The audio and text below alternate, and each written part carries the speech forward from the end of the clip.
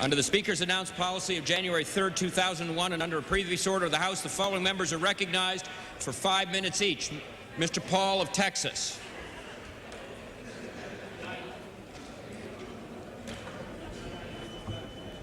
House will be in order.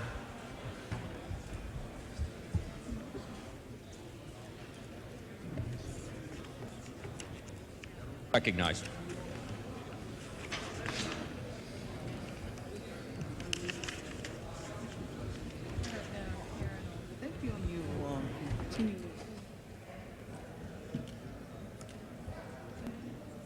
Thank you, Mr. Speaker. A casual analysis of the world economy shows it rapidly deteriorating into recession with a possible depression on the horizon. Unemployment is sharply rising with price inflation rampant, despite official government inflationary reports. The gentleman from Hawaii is correct. The House is not in order. Could the members please take their conversations to the cloakroom? Gentlemen may proceed. Thank you. The world's stock markets continue to collapse even after trillions of dollars in losses have been recorded in the past 2 years. These losses already have set historic records. With government revenues shrinking at all levels, we find deficits exploding. Our national debt is currently rising at $450 billion per year. Confidence in corporate America has shrunk to levels usually reserved for governments alone. Government spending in all areas is skyrocketing, much of it out of control of the politicians who show little concern.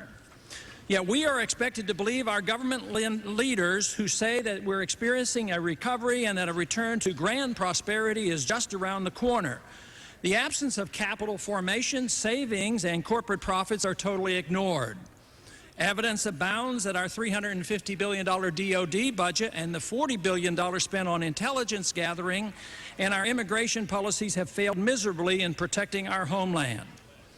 In spite of the rhetoric and new legislation attacking our civil liberties, we're as vulnerable to outside attack as before. Our military is drastically smaller than a decade ago, and we're spread around the world and involved in world conflicts more than we have ever been before. We have run a huge current account deficit for 15 years and massively expanded our money supply. No one should be surprised that the dollar is weakening and the commodity, natural resources, and precious metal prices are rising. Oil prices are over $31 a barrel, and predictions are that they can easily go up another $15 to $20 per barrel if international tensions grow. But the only talk here in the nation's capital is about when, not if. We must initiate a war that even the administration admits could cost $200 billion. Some are not even embarrassed to gloat about the political benefits for those who preach war over those who prefer negotiations, diplomacy, and containment. The fact that the Arab nations are overwhelmingly opposed to an attack on Iraq and are joined by the European community is of no concern to those who demand war regardless of any circumstance. 80% of the American people now report that they believe that a war with Iraq will increase the chances of our suffering from a new terrorist attack. If this is true, we become less secure with an attack on Iraq, since little has been done to correct the deficiencies in the intelligence gathering agencies and our immigration policies. No credible evidence has been produced that Iraq has or is close to having nuclear weapons.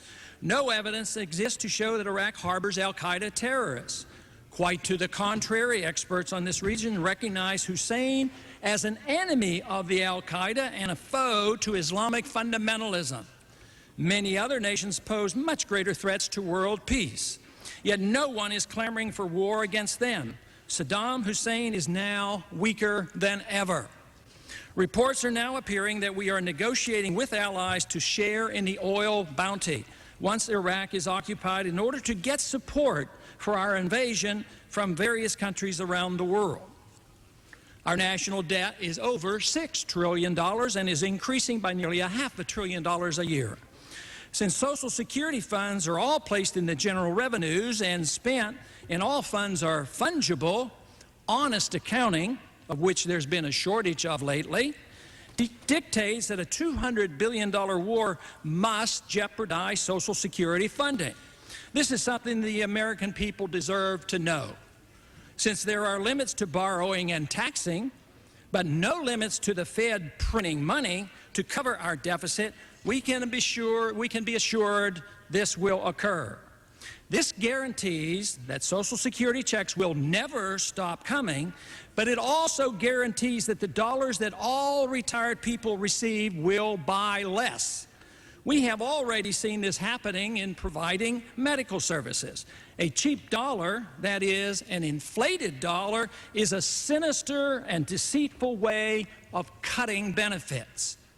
Rest assured, a $200 billion hit on the economy will have economic consequences, and the elderly retirees on fixed incomes, and especially Social Security beneficiaries, will suffer the greatest burden of policy reflecting a belief that our country is so rich that it can afford both guns and butter.